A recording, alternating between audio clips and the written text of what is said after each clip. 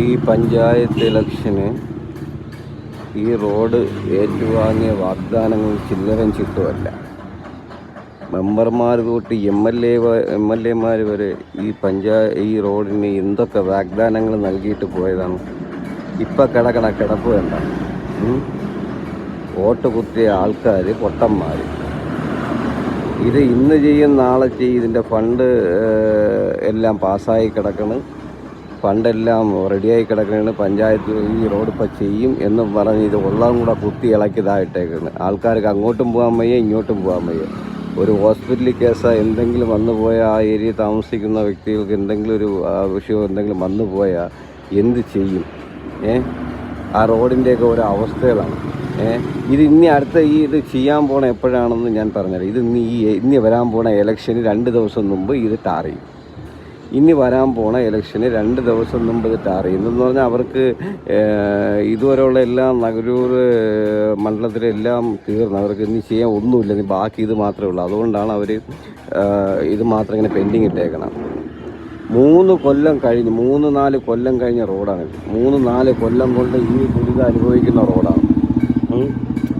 എന്നിട്ട് പോലും ഇതിനൊരു ശാശ്വത പരിഹാരം ഉണ്ടാക്കാൻ ഇവിടുത്തെ ഒരു ഭരണകൂടത്തിനും ഒരു ആൾക്കാർക്ക്, ഒരു രാഷ്ട്രീയ പാർട്ടിയിൽ ഒരുത്തനും സാധിച്ചിട്ടില്ല എന്നത് സത്യമാണ്. വോട്ടിന് വേണ്ടി രാഷ്ട്രീയം പറഞ്ഞും ഇങ്ങനെ നരും. വോട്ട് ചെയ്യാൻ വേണ്ടിയിട്ട് നിങ്ങൾക്കത് ചെയ്തു തരാം, ഇത് ചെയ്തു തരാം, മറ്റേ ചെയ്തു തരാം, മറിച്ച് ചെയ്ത് നിങ്ങൾ ഈ റോഡ് ടാറിട്ട് തരാം, ഈ റോഡ് റബ്ബർ ടാർ അവരാക്കി തരാമെന്ന് വരെ ചിലപ്പോൾ പറയും. ചിലപ്പോൾ സ്വർണ്ണത്തിൽ വരെ ഇട്ട് തരാമെന്ന് പറയും.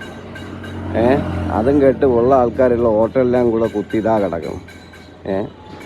എന്തിനാണ് ഒരു രാഷ്ട്രീയ പാർട്ടി ഞാൻ എടുത്തു പറയണതല്ല, എല്ലാ പാർട്ടികളും കാണിക്കുന്നത് അവരവർക്ക് വേണ്ടിയിട്ടുള്ള ആവശ്യങ്ങൾ മാത്രം ഇതാക്കാൻ വേണ്ടിയിട്ടാണ്. അല്ലെങ്കിൽ അവരെ പാർട്ടിക്കാർക്ക് വേണ്ടി മാത്രം ആവശ്യങ്ങൾ ഇതാക്കാൻ വേണ്ടിയിട്ടാണ്, അവർ നടപ്പിലാക്കാൻ വേണ്ടിയിട്ടാണ് നടക്കുന്നത്. അല്ലാതെ പൊതുജനങ്ങൾക്ക് വേണ്ടിയിട്ട് അവർ ചെയ്യുകയാണെങ്കിൽ ഇത് എത്ര ദിവസമായി ഇതിങ്ങനെ കിടക്കാൻ, ദിവസമല്ല മാസങ്ങളായി ഇതിങ്ങനെ കിടക്കാൻ തുടങ്ങിയിട്ട്.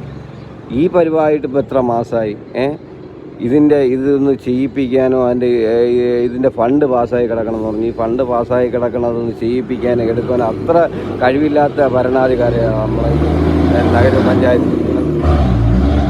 അതല്ല ഇത് നീ കേന്ദ്ര സർക്കാരിൻ്റെ ഇതെന്ന് പറയൂ. ഇനി അടുത്ത് ഇത് കേന്ദ്ര സർക്കാരാണ് ഇത് ചെയ്യാനുള്ളതെന്ന് പറയൂ.